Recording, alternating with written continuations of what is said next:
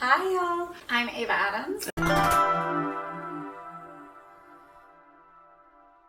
After, being experienced, knowing your business, knowing what you're good at, knowing what you like, do you always have like a submissive role with your partner or a dominant role, or do you switch back and forth based on that On the person, also? Yeah. I definitely switch back and forth. So for the most part, since I'm usually the MILF, I'm usually the dominating one. Right. But there's definitely like some guys that I'm always the submissive with. And I mean, it just, again, depends on the guys. Absolutely. There's some guys that will try to be dominant with me, and I'm just like, look, little boy. Yeah. Like, that's just not out. You know what I mean? Yes. Girls, I tend to be more dominant. Mm-hmm. If a girl tries, I don't know what it is. If a girl tries to dominate me, it kind of annoys me. I don't know why. Unless I know her. Like, there's been a couple girls that I'm friends with, and that's okay. I feel like it's more of a comfort thing with girls. Yeah. Yeah. It's like, I have to know you. Yeah, absolutely. I feel like otherwise it's like the mean girl syndrome with some of the girls. And I think as women, we're naturally a little bit more... We have a little bit more inhibitions about the vulnerability that we give away, and it's harder to be vulnerable with women that you don't know.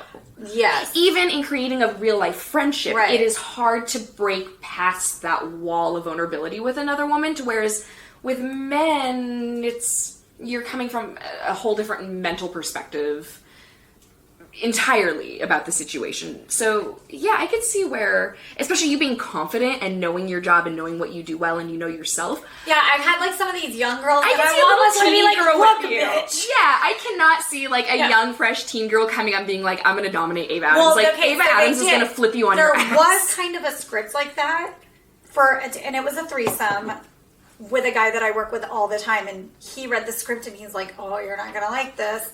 And I looked at the script and I was like, absolutely. And I told him, I was like, this is not fucking, this little girl is not gonna try to tell me what to do. Yeah. And it ended up, I had to like put her in positions anyway, so it wouldn't have worked. So basically it ended up being that we both ended up dominating her because it's just the way it was. Yeah. And I think it ended up being way hotter, and it ended up being one of their best scenes. And I think had they tried to go the other route, I don't think the scene would have been as popular.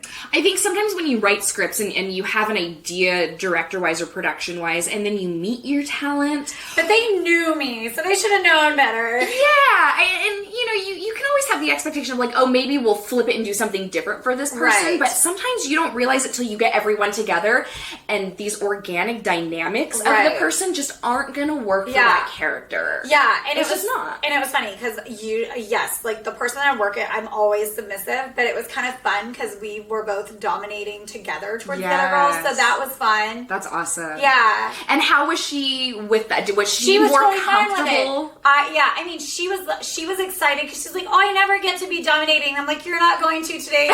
Today's not the day to start. Sorry. I love it. And then it was like they had her be dominating towards him, and I was like, oh yeah, that's not going to go over well either. And you can read when there's some timidness to it. Yeah. There's definitely a line of comfort that you have to be dominating. Yeah. For sure.